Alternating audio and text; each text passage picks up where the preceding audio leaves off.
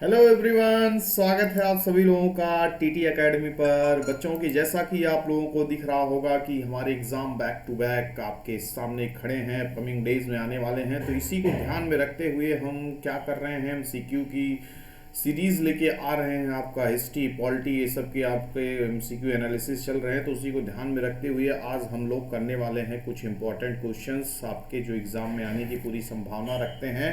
आज हम ज्योग्राफी यानी भूगोल के कुछ इंपॉर्टेंट एमसीक्यू वगैरह देखेंगे जो आपके लिए काफ़ी हेल्पफुल रहेगा। और ढेर सारे आपके अगर मोर देन लगभग 200 इस वाले सेशन में हम लगभग 200 एमसीक्यू देखेंगे और एक तरीके से रिवीजन मोड में रहेंगे कि जल्दी जल्दी हमारा रिवीजन हो जाए ताकि एग्ज़ाम में हम ज़्यादा से ज़्यादा क्वेश्चंस का सामना करें और सही करने की कोशिश करें। तो चलिए देखते हैं कुछ इंपॉर्टेंट आपके जियो के क्वेश्चंस जो आपके सामने हैं कि एग्जाम में अक्सर ही पूछा जाता है आपसे, भूगोल का जनक who is known as the father of geography. तो हमेशा याद रखिएगा उनका नाम था एरिस्टोस्थनीज। ठीक है ना, उनका नाम था एरिस्टोस्थनीज को ही कहा जाता है फादर ऑफ जियोग्राफी। ठीक है ना।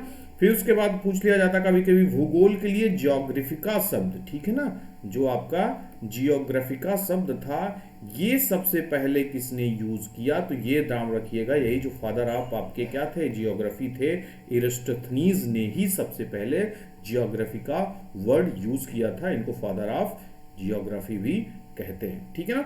फिर उसके बाद आपका यहाँ पे क्वेश्चन दिख रहा होगा एक तीसरा क्वेश्चन जो है मानव भूगोल यानी ह्यूमन ज्योग्राफी का पिता किसको कहा जाता है। तो ये इसका भी अलग आंसर हो जाएगा। कार्ल रिटर को कहा जाता है मानव भूगोल का पिता यानी ह्यूमन ज्योग्राफी का फादर ऑफ ह्यूमन ज्योग्राफी। ठीक है ना। फिर भूगोल को मानव परिस्थिति के रूप में परिभाषित करने वाला विद्वान कौन था। ठीक है ना, मानव परिस्थितिकी के रूप में परिभाषित करने वाला विद्वान कौन थे आपके, एच.एस. बैरॉज उनका नाम ध्यान में रखिएगा। फैक्ट है, पूरी तरीके से आपके एग्जाम में आएगा तो पूरी तरीके से आप क्या करेंगे, सही करने की कोशिश करेंगे।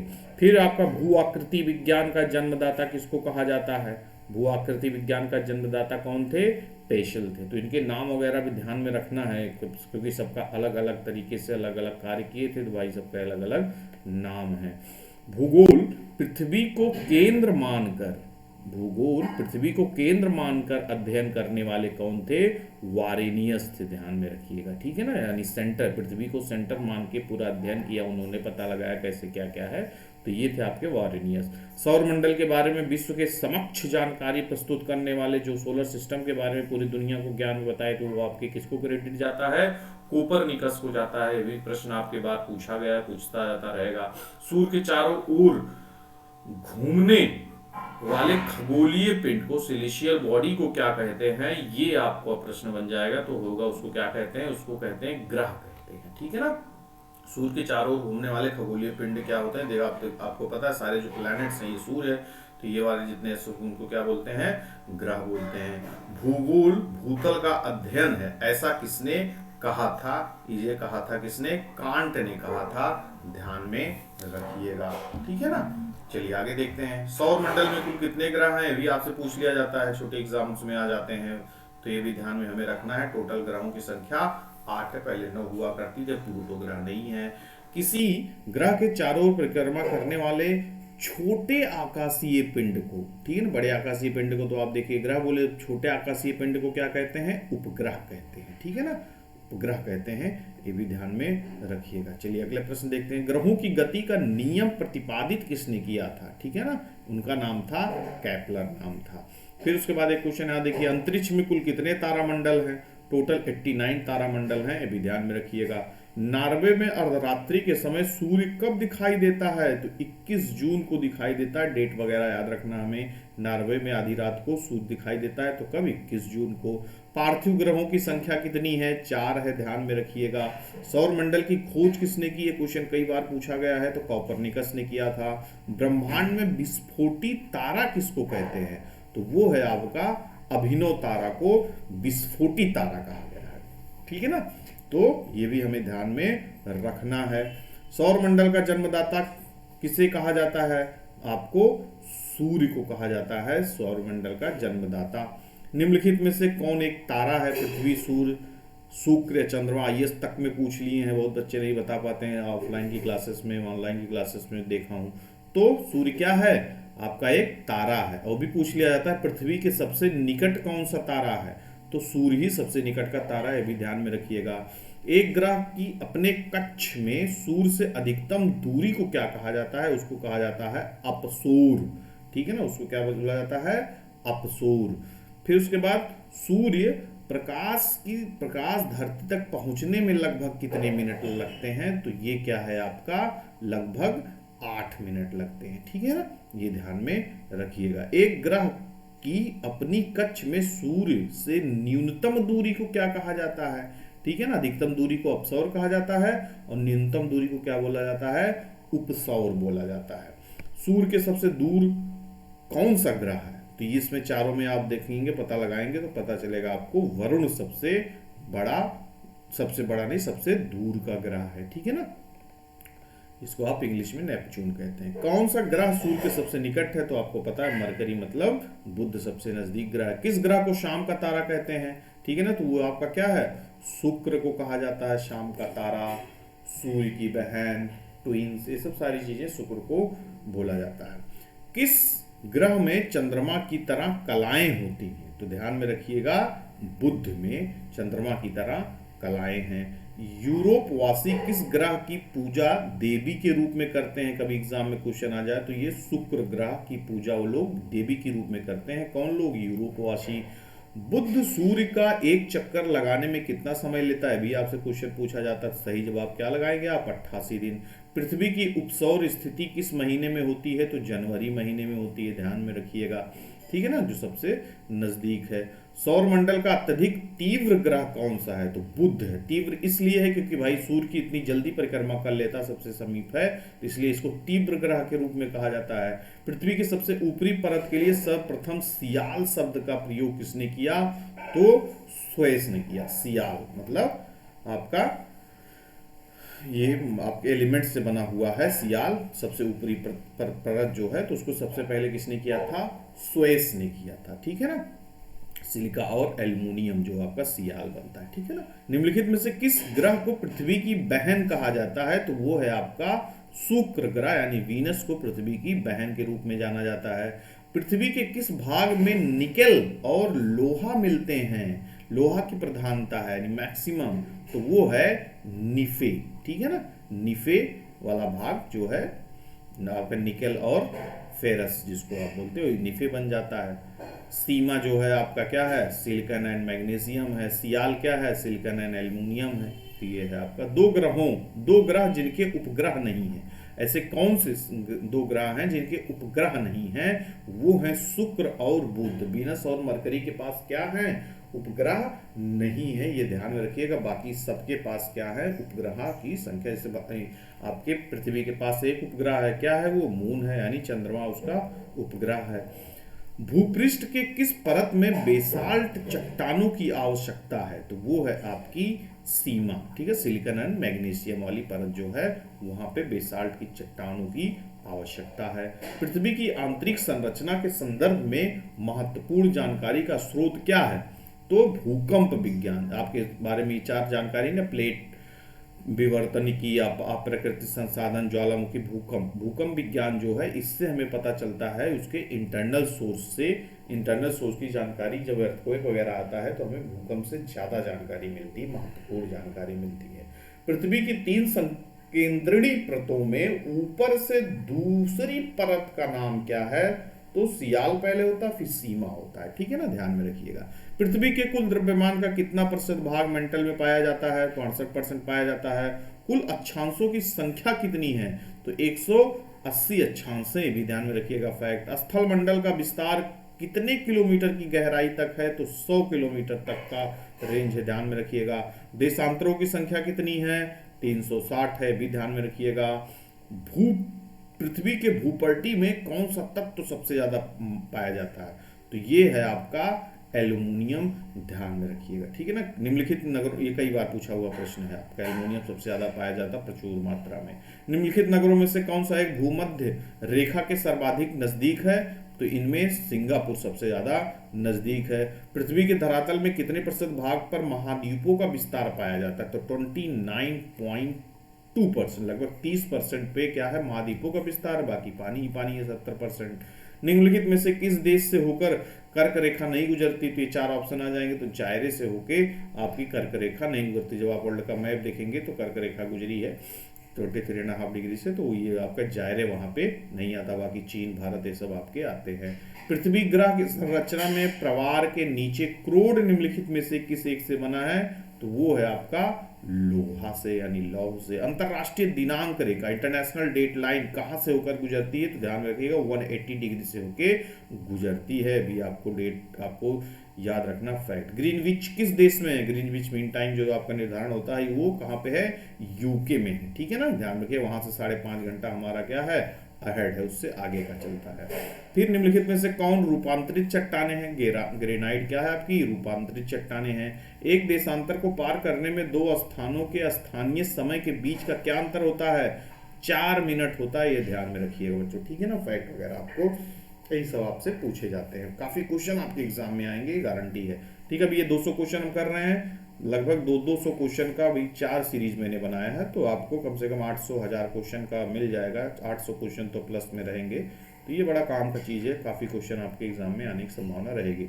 निम्नलिखित में से कौन कायांतरित शैल है? तो ध्यान में रखिएगा संगमरमर जो है क्या है? कायांतरित शैल माना जाता है इसको। अंतरराष्ट्रीय तिथि रेखा का निर्धारण किस वर्ष किया गया था? डेट भी याद रखिए, हमेशा अक्सर क्वेश्चन पूछ सकते हैं। 1884 में किया गया था अंतरराष्ट्रीय तिथि रेखा का निर्धारण। विश्व का सबसे ऊंचा पर्वत शिखर कहाँ पे है? आपको पता है नेपाल में ही है, जो कि आपका एवरेस्ट है। भारत का प्रमाणिक समय किस स्थान से निर्धारित किया जाता है? इलाहाबाद। इलाहाबाद में कौन सी जगह? नैनी है, तो वहीं से ही आपका निर्धारण किया जाता है मानक समय। ठीक है ना। निम्नलिखित में कौन सी पर्वत श्रृंखला विश्व की सबसे बड़ी श्रृंखला है? तो एंडीज पर्वत। ये भी ध्यान में रखिएगा, क्वेश्चन पूछा गया है, पूछा जाता रहेगा। भूपृष्ठ का कितना प्रतिशत भाग अवसादी शैलों से ढका है? तो 75% अवसादी शैलों से ढका है भूपृष्ठ का भाग। संसार का सर्वाधिक सक्रिय ज्वालामुखी का क्या नाम है? किलायु नाम है, ध्यान में रखिएगा। कोयला किस चट्टान में पाया जाता है? जो परतदार चट्टानें होती हैं उन्हीं में कोयला पाया जाता है। कोटापैक्सी कहाँ है? कुछ भी क्वेश्चन पूछा जा चुका है, इक्वाडोर में है, ध्यान में रखिएगा। कोटापैक्सी आपका ज्वालामुखी बहुत बड़ी, तो ये पूछ लिया जाता है। वायुमंडल में नाइट्रोजन की प्रतिशत कितनी है? 78% है वायुमंडल में नाइट्रोजन का आपका परसेंटेज। मेघ गर्जन, जो बादलों का गर्जन होता है, मेघ गर्जन, तो वायुमंडल के किस लेयर में पाया जाता है? ये प्रश्न आपसे पूछ लें तो ओजोन है, क्षोभ है, समताप है, तो ध्यान में रखिएगा क्षोभ मंडल में पाया जाता है।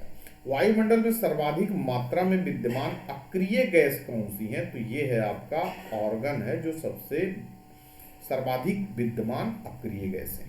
सूर्य की तीव्र किरणों द्वारा झुलसने से वायुमंडल की कौन सी गैस हमारी रक्षा करती है? तो ध्यान में रखिएगा, अक्सर क्वेश्चन पूछा जाता है ओजोन गैस, जिससे हमारी रक्षा होती है। वायुमंडल में सर्वाधिक कौन सी गैस है भाई साहब, ये बताइएगा। तो आपको भी देखिए देखा गया था नाइट्रोजन है वायुमंडल में सबसे ज्यादा पाई जाने वाली गैस, लगभग 71%। शांत पेटी, शांत पेटी किस रेखा के दोनों ओर पाई जाती है? तो भूमध्य रेखा, ध्यान में रखिएगा। वायुमंडल का सर्वाधिक अस्थायी तत्व क्या है? जलवाष्प है, ठीक है ना। निम्नलिखित में से किसे प्रकृति का सुरक्षा वाल्व कहा जाता है? तो ज्वालामुखी को कहा जाता है प्रकृति का सुरक्षा वाल्व, यानी सेफ्टी वाल्व कहा जाता है नेचर का ज्वालामुखी का। लोयस पठार कहाँ पे स्थित है? कभी क्वेश्चन आ जाए तो आप बताइएगा। चीन में स्थित है लोयस पठार। अगला प्रश्न, विश्व का सबसे ऊंचा ज्वालामुखी पर्वत कोटापैक्सी कहाँ है? तो अभी देखिए क्वेश्चन में हम लोग बात किए थे इक्वाडोर में सबसे ऊंचा ज्वालामुखी पर्वत है कोटापैक्सी, जो कि इक्वाडोर में स्थित है। पृथ्वी के वायुमंडल में कितना प्रतिशत भाग 29 किलोमीटर की ऊंचाई तक पाया जाता है? लगभग 97% भाग 29 किलोमीटर तक की ऊंचाई तक पाया जाता है। निम्नलिखित में से कौन एक वलित पर्वत है? वलित पर्वत है इनमें से आपका हिमालय क्या है? एक वलित पर्वत है, ध्यान में रखिएगा। पठारी क्षेत्रों में विश्व की कितनी प्रतिशत संख्या निवास करती है? जो आपके प्लेटो रीजन है, ओनली 9%, ध्यान में रखिए। पूरी दुनिया में जितने पठार हैं, पूरी दुनिया का 9% पॉपुलेशन इस एरिया में, मतलब आप समझ सकते हैं कितना कम है। वायुमंडल में सबसे अधिक ओजोन कहाँ पर है? स्ट्रेटोस्फियर, ध्यान में रखिएगा, ये आपका सही जवाब है। एग्जाम वगैरह में ध्यान रखिए, सबसे ज्यादा ओजोन कहाँ पे? स्ट्रेटोस्फियर में। भूकंप में धरातलीय तरंगें कौन सी होती हैं? तो प्राइमरी वेव्स, गौण तरंगे या यल तरंगे। तो यल तरंगे भूकंप में धरातलीय तरंगे होती हैं। पृथ्वी की सतह से सबसे दूर वायुमंडलीय परत किस नाम से है? तो ये है ऑयन मंडल, ये सबसे दूर की परत है। बाकी क्षोभ, समतल, ये सब तो आपके बहिर्मंडल सबसे निचले पाए जाते हैं। नवीनतम पर्वत माला इसमें से क्या है? तो यूराल पर्वत जो है ये सबसे न्यूली आपकी फाउंड हुई थी। दीर्घ रेडियो तरंगे, जो रेडियो वेव्स होती हैं, पृथ्वी की किस सतह से परावर्तित होती हैं? तो ये भी ध्यान रखिएगा, आयन मंडल जो है यहीं से ही परावर्तित होती हैं। हिमालय की उत्पत्ति किस भूसन्नति से हुई है? तो किस मतलब किसके, आपके याद होगा, आपको बड़ा होगा अपने टेथिस सी वगैरह आपका जब मिले साथ में, तो ये सब सारी चीजें हैं। तो ये टेथिस सागर हुआ करता था, तो उसी के भूसन्नति से हुई है आपकी हिमालय की उत्पत्ति, ठीक है ना कि गोदावरी शिवालिक। संचार उपग्रह किस वायुमंडलीय स्थित स्तर में स्थित है? जो आपका कम्युनिकेशन सैटेलाइट वगैरह होती हैं, तो ये आयन मंडल में स्थित होते हैं, ठीक है ना। वेसुवियस ज्वालामुखी, वेसुवियस ज्वालामुखी कहाँ पे है? इटली में है, अभी ध्यान रखिएगा। माउंट एवरेस्ट ज्वालामुखी, एवरेस्ट ज्वालामुखी निम्नलिखित में से किस महाद्वीप में है? अंटार्कटिका में है, ध्यान रखिएगा। एरवेस, ठीक है ना, एरवेस, माउंट एरवेस ज्वालामुखी कहाँ पे है? अंटार्कटिका में है। वायुमंडल के किस भाग में जलवाष्प की कुल मात्रा का 90% विद्यमान रहता है? तो ये है आपका कौन सा मंडल है? क्षोभ मंडल है। सामान्य वायुदाब कहाँ पाया जाता है? सागर तल में पाया जाता है, भी आपका प्रश्न याद रखिएगा, सामान्य वायुदाब, ठीक है ना। वायुदाब में अचानक आने वाली कमी निम्नलिखित में से किसका सूचक होती है? ठीक है ना, वायुदाब में अचानक एयर प्रेशर में अचानक से कमी आ जाती है, तो समझ लीजिए कि तूफानी मौसम आने वाला है, ठीक है ना। फिर वायुमंडल का कौन सा भाग रसायन मंडल का एक भाग है? तो वो है आपका ओजोन मंडल, ठीक है ना बच्चों। उच्च दाब क्षेत्र, जो हाई प्रेशर के एरिया होते हैं, उच्च दाब क्षेत्र से भूमध्य सागर की ओर चलने वाली पवनों को क्या कहते हैं?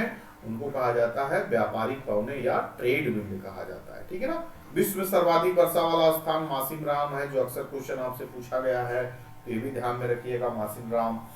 हवाई जहाज प्रायः किसमें उड़ते हैं? ये भी क्वेश्चन बहुत बार पूछा गया, तो ये है आपका समताप मंडल है, जहां पे हवाई जहाज वगैरह उड़ते हैं।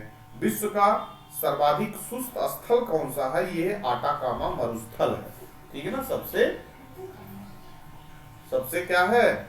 शुष्क स्थल है आपका आटाकामा मरुस्थल। वायुमंडल की सबसे निचली परत क्या कहलाती है? भी पूछा जाता है। सबसे नीचे वाली यानी पहली परत क्या है आपकी? क्षोभ मंडल है, ठीक है ना। विश्व की सबसे बड़ी मीठे जल की झील कौन सी है? आपकी सुपीरियर झील है, भी ध्यान में रखिएगा। खारे पानी का भी पूछा जाता है, मीठे पानी का भी। चक्रवात की आकृति इनमें से किस प्रकार की होती है? अंडाकार होती है, ठीक है ना। कभी गोलाकार, त्रिभुजाकार, अंडाकार, तो ध्यान में रखिएगा अंडाकार होती है जो आपके चक्रवात वगैरह आते हैं। किस वायुमंडलीय परत को मौसमी परिवर्तन की छत के नाम से जाना जाता है? तो ये है आपका क्षोभ मंडल है बच्चों, ठीक है ना। क्षोभ मंडल को क्या कहा जाता है? मौसमी परिवर्तन का छत। निम्नलिखित में कौन सी विश्व की सर्वाधिक गहरी झील है? सबसे गहरी झील है आपकी बैकाल झील, ध्यान में रखिएगा, क्वेश्चन वगैरह झील वगैरह से रिलेटेड पूछे जाते हैं, ठीक है ना। बैकाल झील सबसे गहरी है, डीपेस्ट है। विश्व का सर्वाधिक लवणीय झील यानी आपका सैलीन लेक कौन सा है? तो ये है आपका वॉन झील है, ध्यान में रखिएगा। विश्व का सबसे ऊंचा जलप्रपात एंजल जलप्रपात सबसे ऊंचा हाईएस्ट वाटरफॉल है। सर्वाधिक ऊंचाई पर स्थित नौकायन झील कहां पे है? तो ये है आपका टिटिकाका, सर्वाधिक ऊंचाई पर स्थित नौकायान झील है, टिटिकाका झील है सर्वाधिक ऊंचाई पर स्थित। नियाग्रा प्रपात ये भी पूछा गया आपसे, कहां पे है ये? यूएसए में है, ये ध्यान में रखिएगा। विश्व की देखिए सबसे बड़ी खारे पानी की बात अभी मीठे पानी की हुई थी, तो यहाँ खारे पानी की हो गई, तो ये है आपका कौन सा झील है? कैस्पियन सागर। पृथ्वी सबसे गहरा स्थल कौन सा है? मृत सागर, जिसको आप डेड सी कहते हो, ठीक है ना। अरल सागर झील किस देश में है? तो कजाकिस्तान में है, भी ध्यान में रखिएगा लोकेशन। रेगिस्तान में बादल अवक्षेप होकर क्यों नहीं बरसते? क्योंकि वहां पे आर्द्रता ह्यूमिडिटी वगैरह कम होती, इसलिए नहीं बरसते। निम्नलिखित में कौन विश्व की सबसे बड़ी झील है? तो कैस्पियन सागर सबसे बड़ी झील है, इसको ध्यान में रखिएगा। निम्नलिखित में से कौन सा देश अंगुली नुमा झीलों के लिए प्रसिद्ध है? तो ये कहाँ पे है? यूएसए में। निम्नलिखित में से किस देश को हजार झीलों की भूमि कहा जाता है? हजार झीलों, 1000 लेक्स कहा जाता है, तो ये फिनलैंड है। ध्यान रखिएगा, इंपॉर्टेंट ये पूछा जाता है, इंटरेस्टिंग क्वेश्चन आपके एग्जाम के लिए। ठीक। विश्व का सबसे ऊंचा जलप्रपात किस देश में है? तो ये है आपका वेनेजुएला में है। विश्व की सबसे बड़ी जहाज रानी नहर कहाँ पे है? सुएज नहर है। ठीक है ना, कहाँ पर है ये नहीं पूछ रहा है। विश्व की सबसे बड़ी जहाज रानी नहर का नाम क्या है? तो ये सुएज नहर है। एंजिल जलप्रपात किस देश में है? किस नदी पर स्थित है? ठीक है ना, किस नदी पर स्थित है? तो ये है आपका कोरोनी। निम्नलिखित में से किस एक की सीमा कैस्पियन सागर में नहीं लगी है? तो आर्मेनिया। तो कैस्पियन सागर आपका लोकेशन देखेंगे एटलस सागर में, तो आर्मेनिया आपको नजर नहीं आएगा। बोयोमा जलप्रपात किस नदी पर स्थित है? तो जैर नदी, जैरे नदी जिसको आप कहते हैं। निम्नलिखित में से कौन सी एक झील तंजानिया और युगांडा के बीच अंतरराष्ट्रीय सीमा बनाती है? तो वो है आपकी विक्टोरिया झील है। ठीक है ना बच्चों। अगला प्रश्न देखते हैं। सुएज नहर का निर्माण, भैया बहुत बार क्वेश्चन आया हुआ है, ये आपका 1854 में, आप ध्यान में रखिएगा। ठीक है ना। विश्व की सर्वाधिक खारे पानी की झील वान झील किस देश में स्थित है? तो ये है तुर्की में स्थित है। कौन सी नहर बाल्टिक सागर को उत्तरी सागर से मिलाती है? तो कील नहर है, भी ध्यान में रखिएगा। सुएज नहर की लंबाई 168 किलोमीटर। बच्चों कई बार प्रश्न पूछा गया एग्जाम में, ध्यान में रखना। क्रा नहर, क्या नाम है इसका? क्रा नहर निम्नलिखित में से किस देश में है? तो थाईलैंड में है, ध्यान में रखिएगा। सुएज नहर कब बनकर तैयार हुई? 1869 में बनके तैयार हुई। ठीक है ना, 1869 में बनके तैयार हुई। निर्माण कब प्रारंभ हुआ? 1854 में। तो ये सब फैक्ट आपको याद रखना भैया, कब पूछ ले किस तरह घुमा से कोई भरोसा नहीं है। किस महाद्वीप को श्वेत महाद्वीप के नाम से जाना जाता है? White continent. ठीक है ना, ये है आपका अंटार्कटिका को, क्योंकि पूरा बर्फ ही बर्फ ढका हुआ है, क्या करोगे। लोएस का पठार कहाँ पे है? लोएस का पठार कैसा है? पवनकृत टाइप का है। ठीक है ना। किस महाद्वीप को प्रायद्वीप महाद्वीप के नाम से भी जानते हैं? तो ये है आपका यूरोप महाद्वीप। ठीक है ना। विश्व की कुल जनसंख्या का कितना प्रतिशत हिस्सा मैदानों में निवास करता है? 90% हिस्सा। ठीक है ना। निम्नलिखित में से किस महाद्वीप को महाद्वीपों का महाद्वीप कहा जाता है? तो एशिया महाद्वीप, क्योंकि क्या है, बहुत बड़ा, सबसे बड़ा महाद्वीप है, सबसे बड़ा कॉन्टिनेंट है, that's why it is called continents of the continent. ठीक है ना। ड्रैकन बॉक्स, ये पर्वत भाई साहब कहाँ स्थित है? तो दक्षिण अफ्रीका में स्थित है, इसको ध्यान में रखिएगा।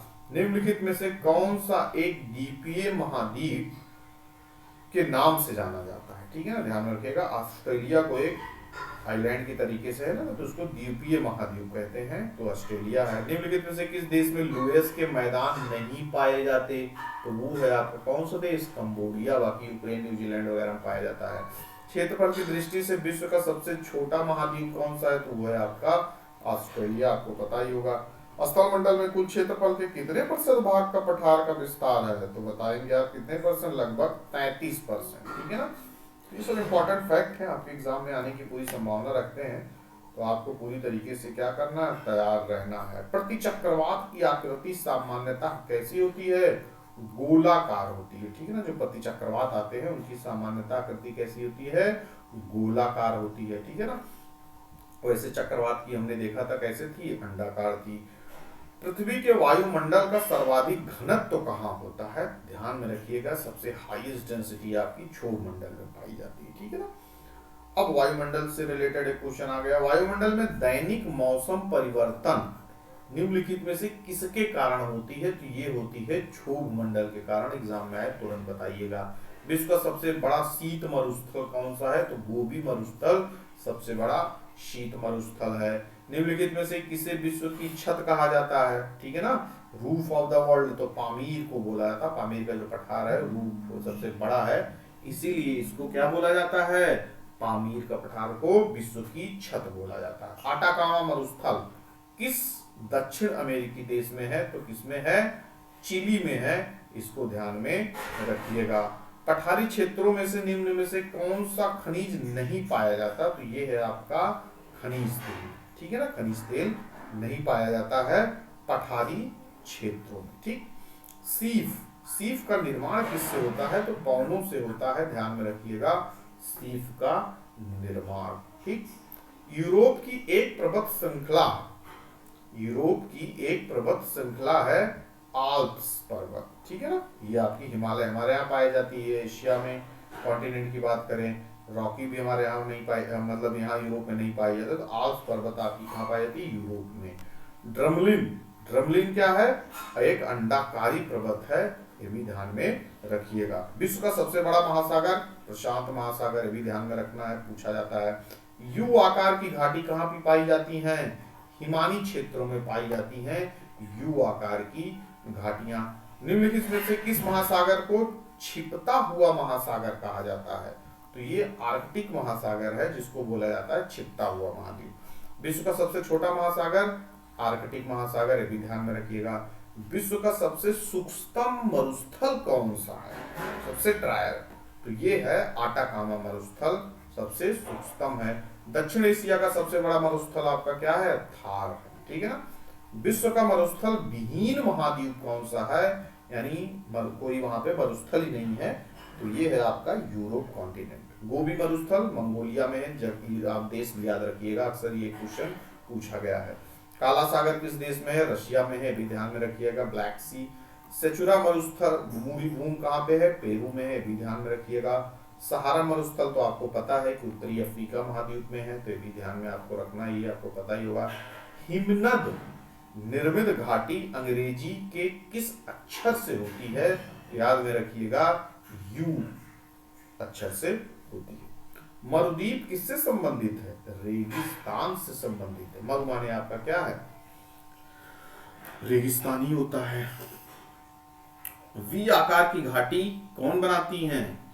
नदियां बनाती हैं, ध्यान में रखिएगा, ठीक है ना। संसार का सबसे बड़ा मरुस्थल आपको पता, सहारा, जो कि उत्तरी अफ्रीका में स्थित है। द्वीपों की सर्वाधिक संख्या किस महासागर में देखने को मिलती है? तो ये प्रशांत महासागर में देखने को मिलती है सबसे ज्यादा द्वीपों की संख्या। निम्नलिखित में से कौन सा महासागरीय द्वीप नहीं है? तो ये आपका क्या है? मलागासी। संसार की अधिकांश वर्षा निम्न में से किस रूप में होती है? सहवनीय वर्षा, ठीक है, सर्वाधिक वर्षा इसी की वजह से। विश्व का सबसे बड़ा द्वीप क्या है? ग्रीनलैंड है, विद्यार्थी के सबसे बड़ा आइलैंड क्या है आपका? ग्रीनलैंड है। निम्नलिखित में से किस देश में सालों भर वर्षा होती है? सालों भर वर्षा होती है किस द्वीप में? भूमध्य सागर, भूमध्य रेखीय एरिया जो है आपकी, यहाँ पे लगभग सालों भर वर्षा होती है। विश्व का सबसे बड़ा द्वीप समूह कौन सा है? इंडोनेशिया, ठीक है, ये भी आपका क्वेश्चन पूछा गया है, इंपॉर्टेंट है, ध्यान में रखिएगा। इंडोनेशिया सबसे बड़ा द्वीप समूह है। विश्व में मैदान का सर्वाधिक विस्तार किस महाद्वीप में है? आपको बताना है, तो सही जवाब आपका क्या हो जाएगा? यूरोप है, जिसमें सबसे ज्यादा क्या है?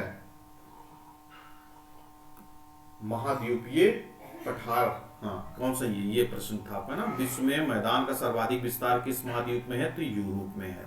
किस महाद्वीप को पठारी महाद्वीप कहते हैं बच्चों? तो अफ्रीका को कहते हैं, ठीक है। भारत एवं श्रीलंका के मध्य विवाद किस द्वीप को लेकर है? कच्चा तिबी द्वीप है, इसी को लेकर कंट्रोवर्सी वगैरह होता रहता है। किस महाद्वीप में सरीसृप नहीं पाए जाते? तो अंटार्कटिका में सरीसृप वगैरह नहीं पाए जाते। निम्नलिखित में से कौन धुली हुई चट्टानों के निक्षेपित होने से बना है? तो स्टैलेग्माइट बना है आपके, किससे? धुली हुई चट्टानों के निक्षेपित से बना है। विश्व में शीत मरुस्थलों को अन्य किस नाम से जाना जाता है? तो टुंड्रा के नाम से जाना जाता है, ध्यान रखिएगा, ठीक है ना। कौन सी जल संयोजी यूरोप को अफ्रीका से पृथक करती है? तो वो है आपका जिब्राल्टर, ठीक है ना। दस्तरे काबिर मरुस्थल निम्नलिखित से किस देश में पाया जाता है? तो ईरान में पाया जाता है। विश्व की सबसे चौड़ी जल संधि कहाँ पे है? कौन सी है? तो डेविस जल संधि है आपकी विश्व की सबसे चौड़ी जल संधि, ठीक है ना। पोर्ट ब्लेयर कहाँ पे? तो ये तो आपको पता ही होगा, आपके देश की बात आ गई तो पोर्ट ब्लेयर कहाँ पे है? दक्षिणी अंडमान में, ठीक है ना। विश्व की सबसे तेज बहने वाली महासागरीय जलधारा गल्फ स्ट्रीम है, ध्यान में रखिएगा। ये सब अलग अलग, लेब्राडोर की राइल ये सब नहीं, गल्फ स्ट्रीम सबसे तेज बहने वाली महासागरीय जलधारा है। फिर निम्नलिखित में से किस महासागर की प्रमुख विशेषता प्रवाल भित्ति है? तो प्रशांत महासागर है। निम्नलिखित में से किस जलधारा को क्रिसमस के बच्चे की जलधारा कहा जाता है? तो एल नीनो को कहा जाता है, ठीक है ना, क्रिसमस के बच्चे की जलधारा उसी समय आता है। किस सागर का तट नहीं है? तो श्वेत सागर, तस्मान सागर, सैरगोसो सागर। सैरगोसो सागर का तट नहीं है, ये ध्यान में रखिएगा। ये एक प्रश्न आपके सामने है और ये है आपका, गहरा नील रंग होने के कारण किस जलधारा को जापानी लोग जापान की काली धारी कहते हैं? ठीक है ना, तो ध्यान में रखिए क्यूराइल जलधारा है, ठीक है ना। कभी फैक्ट आपके आ जाए तो ध्यान में, कुछ पता नहीं रहता कहां से क्वेश्चन कैसे बन जाए। निम्नलिखित में से कौन सी समुद्री धारा है? तो हम्बोल्ट है, ध्यान में रखिएगा। विश्व में क्षेत्रफल की दृष्टि से सबसे बड़ा सागर तो दक्षिणी चीन सागर है, ठीक है ना, सी, साउथ चाइना सी सबसे बड़ा सी है। सागरीय जल में सर्वाधिक मात्रा में पाया जाने वाला लवण क्या है? आपका सोडियम क्लोराइड है, ध्यान में रखिएगा। अक्सर क्वेश्चन पूछ सकते हैं आपसे, पूछा भी गया है, सोडियम क्लोराइड सबसे ज्यादा पाया जाता है। विश्व की सबसे व्यस्त व्यापारिक नदी ट्रेडिंग रिवर कौन सी है? राइन नदी है सबसे व्यस्त व्यापारिक नदी। समुद्री जल की सर्वाधिक लवणता पाई जाती है लगभग कितने %? 35%, ठीक है ना। सीन नदी कहाँ बहती है? फ्रांस में बहती है। निम्न में कौन सी गर्म जल धारा है? Venezuela, Labrador, Brazil. तो ब्राजील क्या है? एक वार्म करंट है, ध्यान में रखिएगा। नील नदी कहाँ पे है? भूमध्य सागर में गिरती है। कहाँ पे गिरती है? भूमध्य सागर में गिरती है आपकी नील नदी। रेनल जलधारा, रेनल जलधारा किस महासागर की जलधारा है? अटलांटिक महासागर की जलधारा है।